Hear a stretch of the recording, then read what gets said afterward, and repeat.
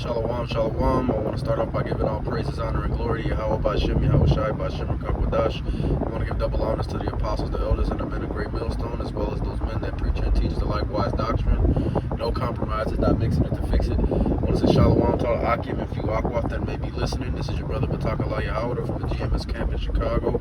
I'm coming back at you with another video through the spirit and power of Yahweh Bashem, Yahweh Shai. And I just want to do a quick in transit today to speak about the approaching problems that we have as far as the police force and really the whole infrastructure, quote unquote, city workers over here in Chicago. And you know, Chicago, as you know, is in the state of Illinois and is a blue state, or what you would call a state that's run by so-called Democrats. And this state in particular is one that has a very high mandate requirements as far as moving around with this pandemic is concerned, at least as far as employment with the city is concerned. Now, they haven't really gotten like to where New York and California are as of yet. We do understand that's coming, but you know, for right now, it's just really heavy on, you know, people that work for the government. But you know, the scriptures say that, you know, every man, small, great, rich, poor, free, or bond, will have to take a mark in their hand or in their forehead. And it's not exaggerating when it says that everybody's going to be faced with that choice and with that decision all over the planet Earth. And you know, we're gradually getting to that point now, but you know, it's a lot of people that are being faced with that decision as of right now because of their job. Now, we know that the thing that they're mandating is not that thing, you know what I'm saying, the ultimate thing. But through the spirit, the elders and apostles and the men on down have been saying and will continue to say that unless proof comes out that what is being said is incorrect, but as of right now, there is no concrete proof that proves that it's incorrect. And as a matter of fact, the concrete proof that has been obtained leans towards what the elders and the apostles are saying. Either way, you know, don't trust Esau, no matter how it goes down. But Salakia for the runoff.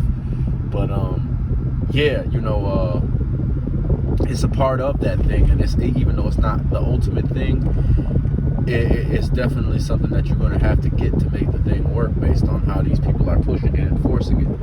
Okay, but you know, the scriptures say that this was going to come up on people like a thief in the night, and not so much that the people who are paying attention wouldn't know or wouldn't be able to notice it, but if you look around, you know, people that are in the world that don't understand the truth, they don't see it coming, man, especially when it comes to this police thing.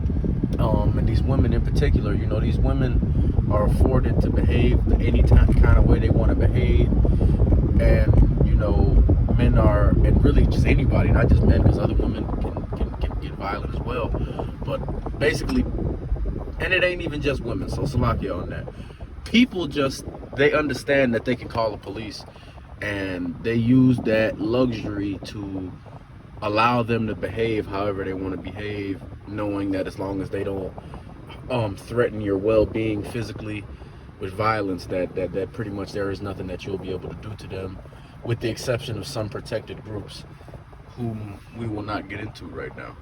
All right, but you know, the scriptures say that it's going to be a time like no other when Jacob's trouble comes along, and the reason for that is because it's not going to really be no type of law enforcement going on out here now.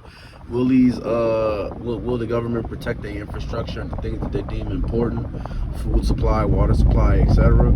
Yes, they will protect those things, but when you start getting into things that are not essential for society to continue moving forward, you know, stuff like power plants and things like that, when you move away from that and you get to regular neighborhoods, and you know, I'm going to call the police on you, and you get into situations like that where the police have to be called, and ain't going to be too many calls getting answered when this thing really sets off and kicks off. And like was mentioned at the beginning of the video, city workers are at a low, government workers are at a low in the city of Chicago, and the police in particular are about 50% down on their workforce as of right now. And the government, in particular the mayor of the city of Chicago, who is a vile affection woman, Lori Lightfoot, she basically told these police, because a lot of them that don't want to take it are able to retire, and they thought they were going to be able to cash out on their benefits and not take not abide by the mandate. And the mayor told them, no, if you decide that you don't want to abide by the mandate, we're not obligated to pay you your pension. I don't care if you are 1 year away from cashing out. I don't care if you're supposed to retire the day after the mandate, and you that close to cashing out. It don't matter. If you don't want to take the mandate, then you can't cash out your pension. And the scriptures say that the devil doesn't come but to steal, kill, and destroy. And that's what happened. Okay, that's what's happening, is that these devils are letting you know that they don't really care about your well-being, and that you put yourself in a position where you're hoping that the person with all the power and all the control over the things that you want and need is gonna, you're hoping that these people will do right by you, and they're showing you that they don't have any obligation to do so, and there's nothing you can do about it to make them change their mind. All right, because even if you decide to rebel or to come against them, which is coming down the line, people are going to start doing this, you'll just be put to death for that. And they are going to come out and they are going to reveal that fact sooner than later, because things are going to start getting worse. But yeah, like you really got to understand, things are not getting better. You made a deal with the devil, and the devil is not obligated to do right by you or anybody else. They don't even do right by their own. So what makes you think that they're going to do right by somebody who could possibly go against what they're saying, and is actively trying to go against what they're saying? Not even possibly. These police said they're not going to do it.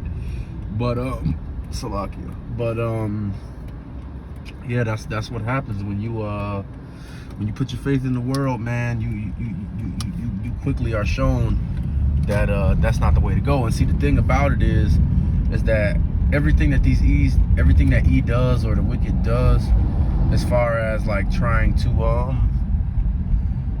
get you comfortable and trying to make you feel cool, as far as how they was paying out pensions at a point in time. Like, it's at a point in time you probably have been allowed to do this. At a point in time, E had every intention to pay off any and all pensions. But guess what?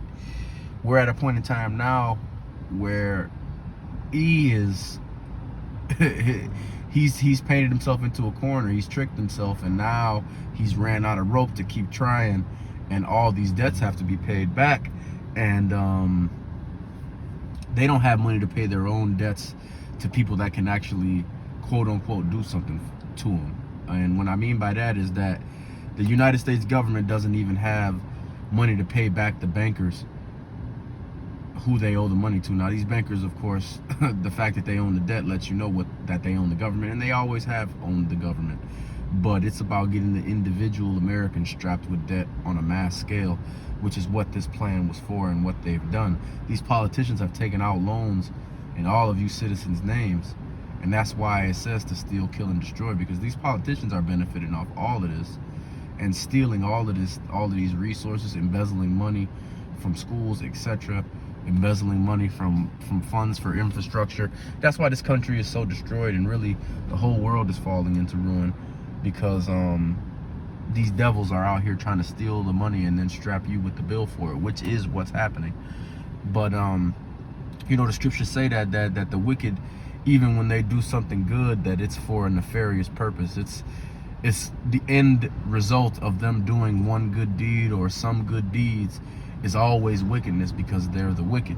So even, like I said, even when they did have the intention, the only reason that you think that they're going to pay the pension or pay any of these things or do right by anybody is because they've tricked you into thinking that that's how they are through a small sample size of actions. You get what I'm saying? People ain't been really getting pensions. They started giving pensions to people, I believe, in the 19th like 30s, you know, during FDR's time with the New Deal and all of that. People wasn't getting pensions prior to that. So he has paid out pensions for about 20 or 30 years, maybe 40 years. Was it 30? So about 50, 60 years they've been paying out pensions, compared to the, well, how long is this? The 200-300 years that this country's been in existence, and 600 years that Esau's been in charge since the Renaissance happened. These Edomites have only been paying pensions out and been pretending to have a care and well-being for the worker, quote unquote, for only about 50 or 60 of this 600 years, which is only 10%. So people are taking a 10% of the time action, and they're turning it into, this is how these people are, and that's just not the case, and they're finding that out now. But ultimately the end result of them falling for this is going to be destruction and great violence, because they don't expect, the not expecting it to come is what's going to make it even worse. Okay, and we're approaching the wicked holiday of Halloween, which, you know, a lot of these niggas get stirred up to do wickedness during this time, and really throughout this whole holiday season, because all these holidays are wicked. Wickedness is at an all-time high usually during these time of year. Why? Because people feel like they got obligations to buy so-called Christmas gifts, to have so-called Thanksgiving feasts, and etc. And these holidays are very attached to materialism, and, you know, people that don't have shit and don't have money to provide the materialism or to experience the materialistic experiences that they want to experience, you know, they lean to violence and crime and wickedness to give them the money to be able to participate in these holidays. And this has been happening for a long time. So, you know, with the police being only at 50%, the wickedness is just going to go crazy. People are broker than they've been in a while. People have been out of work for the most part for the last 2 years, and we coming up on the time of year where the TV and the government and the traditions of this land will tell you, if you're not spending money, that you don't love yourself, you don't love your family, you don't love anybody, and that you're a piece of garbage and a loser.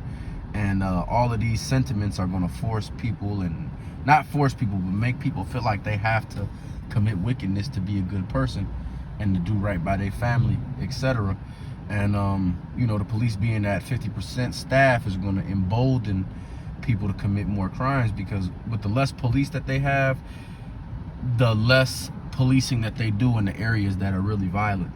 You know what I'm saying? When you don't have a lot of police, you're going to go and take these police that you do have, and you're going to protect what you deem important.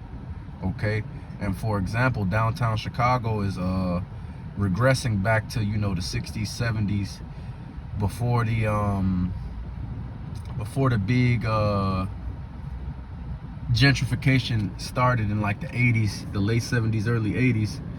You know, especially in New York, I think was one of the first places where they started doing that, in Manhattan, because Manhattan was a shithole, pardon my French. But we're going back to that now, especially here in Chicago. We got so-called ladies of leisure selling themselves on the street in the city. We got so-called drug dealers selling crack out in the open, people getting shot out in the open. Just a lot of madness downtown. So most of these cops are going to be down there protecting these wealthy individuals that live in these high rises, because they're the ones that are spending the money, quote unquote. They're the higher up people. And you know, as the elder Malcolm always says, it really is just Esau that live down there, with the exception of a few heathens that may be doctors, and a few Jake that may have, you know, a high-paying job, maybe a doctor, a lawyer, or whatever the hell niggas is doing. But for the most part, it's all E down there. So they gonna go and they're gonna protect E. They're gonna protect the infrastructure and these politicians. But other than that, man, you regular everyday people, ain't gonna be no more police, man.